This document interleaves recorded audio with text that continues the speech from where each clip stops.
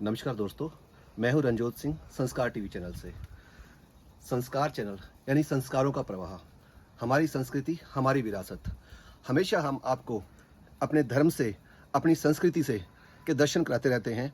आइए आपको एक ऐसे दिव्य स्थान के दर्शन कराते हैं। इससे पहले कि आपको उस दिव्य स्थान के दर्शन हो, जैसा कि आप संस्कार टीवी चैनल के ऊपर आप हमेशा संतों के, भागवताचार्यों के और एक से एक दिव्य पुरुषों के दर्शन करते हैं, उनके प्रवचन सुनते हैं। लेकिन कहीं ना कहीं ग्रंथों में आपने पढ़ा होगा, सुना होगा, कृतियों में सोचा होगा, सुना होगा या कहानियों में सुना होगा कि हिमालय की गोद में, हिमालय की कंदराओं में कहीं ना कहीं कुछ ऐसे ऋषि मुनि होते हैं, ऐसे साधक होते हैं जो ज़्यादातर लोगों से मिलते नहीं हैं।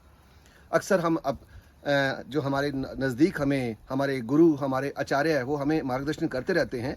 लेकिन ऐसा भी कहा जाता है कि इनसे भी ऊपर कुछ रहस्यमयी भक्ति में डूबे हुए, परमात्मा के साथ एकाकार हुए हुए कुछ ऐसे संतों का से कभी कभी वास्ता हो जाता है, उनके दर्शन हो जाते हैं, जो अक्सर दुनिया से दूर रहते हैं।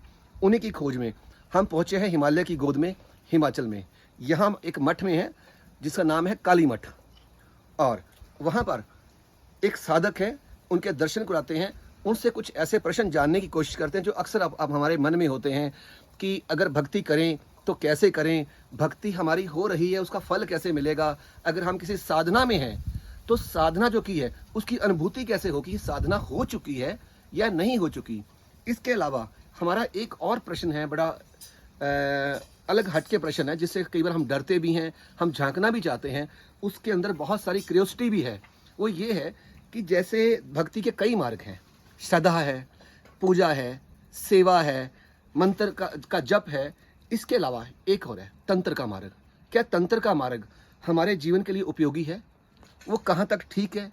क्या उससे जुड़ना चाहिए या नहीं जुड़ना चाहिए, या किन परिस्थितियों में जुड़ना चाहिए? आइए मैं आपको एक बहुत ही दिव्य स्थान की ओर लेके जा रहा हूँ। जैसे आप दिव्य स्थान के दर्शन करेंगे, आपकी आंखों को तो आनंद आएगा, लेकिन साथ में आपके बहुत सारे अंदर जो प्रश्न हैं उनका भी उत्तर मिलेगा। आइए सबसे पहले हम इस चौखट पर नमन करते हैं। आप भी मेरे साथ नमन कीजिए। ये मेरा जो नमन है ये आपके लिए है। जब मैं यहाँ नमन कर रहा हूँ तो साथ में आप भी नमन कर रहे हैं। आइए अंदर चलते हैं और सबसे पहले आपको यहाँ इस भूमि के दर्शन करवाते हैं। मैं अपने कैमरामैन से कहूँगा कैमरा पैन करें, नीचे करें, और आपको इस यज्ञ कुंड के दर्शन कराएं, जो बहुत ही दिव्य यज्ञ कुंड है। और इस यज्ञ कुंड में आहुतियाँ डाली जा रही हैं, और आहुतियाँ डाल रहे हैं एक हमारे साथ साधक हैं, शर्भेश्वरानंद भैरव जी, जो उच्च कोटि के साधक हैं और हमारे गुरु भी हैं। तो आइए उनके साथ आपको रूबरू कराते हैं। गुरु जी, जितने भी दर्शक यहाँ आपको देख रहे हैं उनकी ओर से मेरा प्रणाम स्वीकार कीजिए।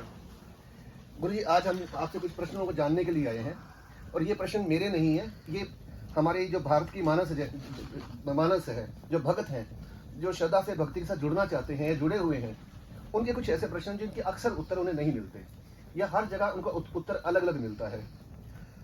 क्योंकि ये एक दिव्य स्थान है, एक साधक का स्थान है, भक्ति का स्थान है। तो पहला जो प्रश्न है, हम भक्ति से शुरू करते हैं।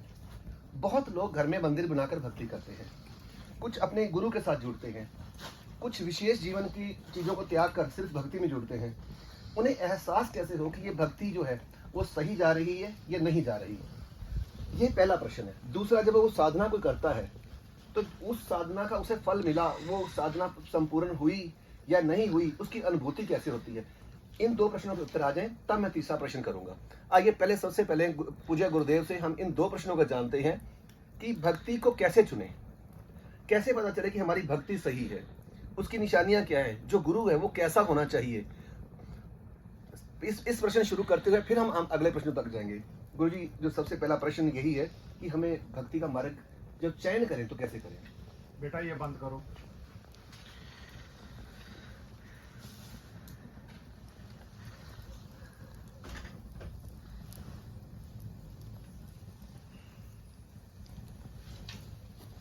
आपने प्रश्न किया कि भक्ति का जो मार्ग है उसका चयन कैसे किया जाए, मार्ग का चयन कैसे करें, और हमारी भक्ति सही दिशा में जा रही है या नहीं जा रही है, इसका ज्ञान हमें कैसे हो। जी जी।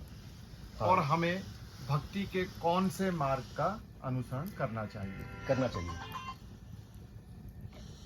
देखिए, भक्ति का जो मार्ग है वह मार्ग पूर्णतः गुरुगम्य मार्ग है। एक योग्य गुरु की शरण लेकर ही भक्त भक्ति के मार्ग का अनुसरण कर सकता है। और भक्ति का मार्ग वह मार्ग है जो साधक को, भक्त को भगवान के पास उसकी निकटता प्रदान करता है, उसके लोक की, उसके तेज की, उसका जो मूल स्वरूप है, उसके साक्षात्कार का दर्शन भक्ति द्वारा ही संभव है। सर्वप्रथम किसी भी साधक को या भक्त को जब आपके मन के अंदर भक्ति जागृत हो रही है या आप इस ऐसी अवस्था को प्राप्त कर गए हैं कि जिसमें आपके अंदर का जो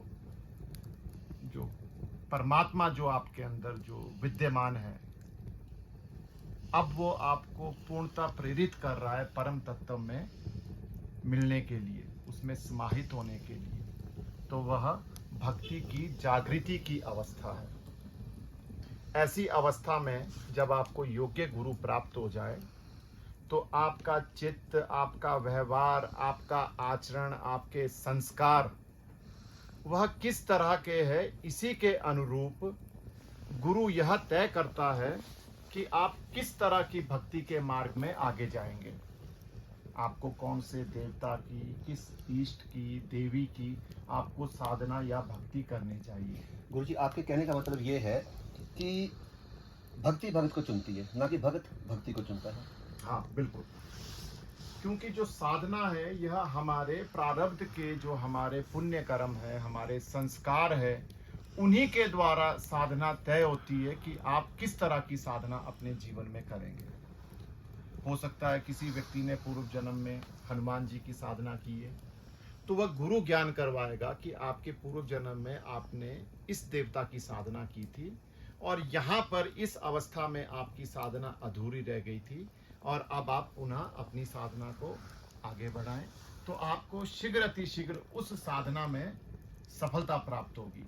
एक दूसरे उदाहरण से आप समझिए कि एक व्यक्ति अपने पूर्व जन्म में नित्य शिव मंदिर में जाकर भगवान शिव की पूजा अर्चन, उनका अभिषेक करता है और उसकी मृत्यु हो जाती है। किसी कारण से उसको मोक्ष की प्राप्ति नहीं हो पाती है। अब इस जन्म में जब वह पुनः शिव भक्ति प्रारंभ करेगा, जहां से उसकी वो शिव भक्ति छूटी थी, उसका प्रारंभ भक्ति का वहीं से होगा।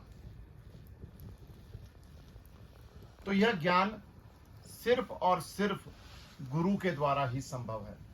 गुरुजी, आपके प्रश्न में से एक आपके जो उत्तर दिया है, इसमें एक और प्रश्न निकल आया है। यानी कोई शिव भक्ति कर रहा है पर वो सनातन धर्म से है, तो उसका अगला जन्म भी सनातन धर्म में ही होगा।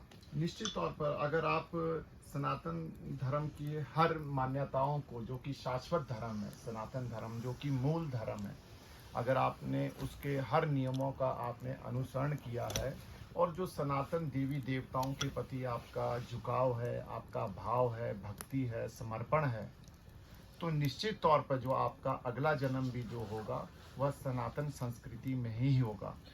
गुरुजी, आज ये मूल प्रश्न नहीं था, हमारे जो प्रश्न तुम चुने हैं ये वो प्रश्न नहीं, बीच में एक छोटा सा प्रश्न आ गया है। अब छोटा सा उत्तर हमारे दर्शकों को दे दीजिए। ये बहुत बड़ी क्यूरियोसिटी है, क्या आत्मा अपना धर्म या अपना देश प्रदेश चुन सकती है जन्म लेने के लिए?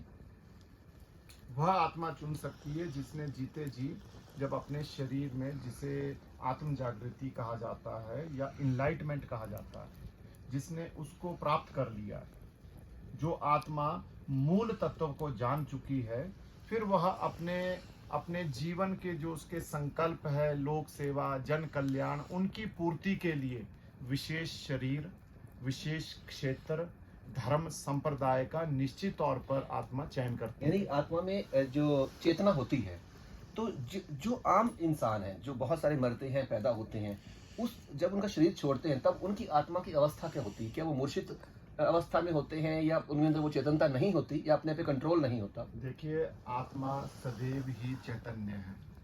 आत्मा के ऊपर जो बंधन है या जो आवरण है वह कर्मों का है।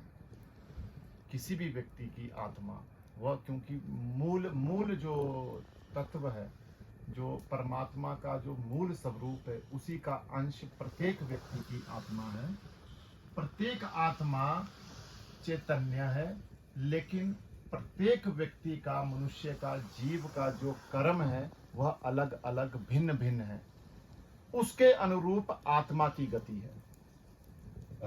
आइए गुरुजी, हम अपने मूल प्रश्न की तरफ उत्तर आते हैं कि मान लो कि हम एक आम इंसान हैं, हम घर में पूजा करते हैं, मंदिर जाते हैं, जल चढ़ाते हैं शिवालय पर, या माँ को मानते हैं, या हनुमान जी को मानते हैं, मंगलवार को प्रसाद चढ़ाते हैं। लेकिन हम में से कुछ विशेष लोग होते हैं जो साधना की ओर जाना चाहते हैं या साधना कर रहे हैं।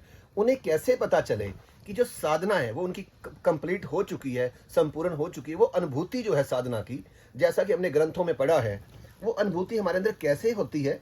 आइए गुरुजी से ये जानते हैं। गुरुजी, ये कैसे संभव है कि जब कोई भक्ति करे उनसे पता चल जाए कि मेरी जो भक्ति है वो संपूर्ण हो चुकी है, या जो जिस साधना को लेकर, जिस संकल्प को लेकर चले हैं, वो जो इच्छित है वो इच्छा पूरी हो चुकी है, या अंदर कुछ एहसास कैसे होते हैं इसके? देखिए, भक्ति तो कभी भी पूर्ण नहीं हो सकती है, क्योंकि वह एक परम यात्रा है। हाँ, और वो उसको पूर्ण तभी माना जाएगा जब उस जीव को, आत्मा को मोक्ष की प्राप्ति होगी।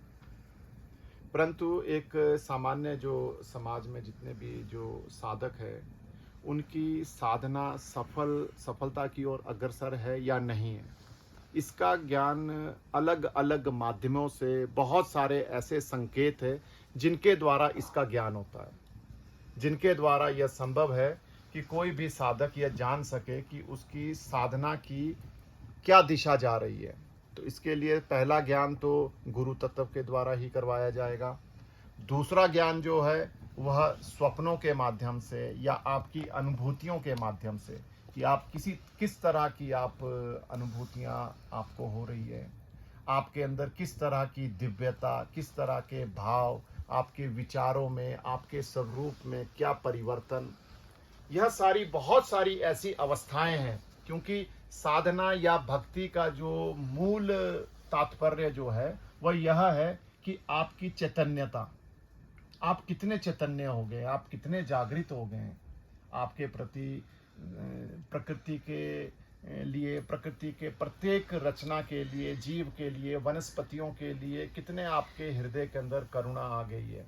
गुरुजी, मैं अपने भोले भाले जो भगत हैं, दर्शक हैं, उनके लिए एक और इसमें और सरलता चाहूँगा, शब्दों की और सरलता चाहूँगा कि और सरलता से कोई एक साधक है, वो हनुमान जी की भक्ति कर रहा है, और उसके ये कि इतने हजार या इतने जप करने हैं, उसने पूरे श्रद्धा के साथ किया, या तो तब वो भक्ति पूरी होने पर उसकी कोई ऐसा स्पंदन या कुछ ऐसा एहसास, वो किस तरह के एहसास, किस तरह की अनुभूतियाँ होती हैं, पता कैसे उसे चले? देखिए, बहुत सारी अनुभूतियाँ तो ऐसी है कि जिनको यहाँ पर बताना उचित नहीं है। जी गुरुजी। ये ठीक वैसा ही है कि अगर आप कोई मिठाई अगर खा रहे हैं तो उसका टेस्ट आप खुद ही जान पाएंगे, किसी दूसरे को आप बता पाएंगे, लेकिन वो उसके उपरांत भी वो समझ नहीं पाएगा कि ये किस तरह का मीठा है, तेज मीठा है, हल्का मीठा है, किस तरह की मिठास लिए हुए हैं। तो यह जो ज्ञान है ये पूर्णतः गोपनीय है। जो सामान्य जो संकेत है वो यही संकेत है कि आपके विचारों में, आपके पारिवारिक जीवन में, आपके सुख में, आपके सौभाग्य में, इन सब चीज़ों में किस तरह से वृद्धि, विस्तार, आपके ज्ञान में, आपके विचारों में, आपका ऑरा, इन सब चीज़ों में किस तरह का विस्तार हुआ है, आपके स्वप्न किस तरह के हैं। यदि आप साधना कर रहे हैं और आपको बहुत ही दूषित स्वप्न आ रहे हैं तो निश्चित तौर पर आपकी साधना किसी गलत मार्ग की ओर अग्रसर है। आप साधना कर रहे हैं और आपके मन में समाज के प्रति या कुछ लोगों के प्रति दूषित भाव है, आप अच्छे भाव नहीं रख रहे हैं, तो आपकी साधना अभी सही अवस्था को प्राप्त नहीं हुई है। यह साधना है पूर्णतः कोमल बनने की, पूर्णतः जागृत होने की, पूर्णतः परम तत्व में विलीन होने की। तो आपको इसमें सूक्ष्म से अति सूक्ष्म होना पड़ेगा, सूक्ष्मता की साधना है ये। हमें ज्यादा चेतन होना पड़ेगा इसके लिए। जी, एक साधक के मुख से आपके प्रश्नों के उत्तर मिले होंगे, हम आगे भी जानते रहेंगे, बस आप अगले वीडियो का इंतजार कीजिए। नमस्कार।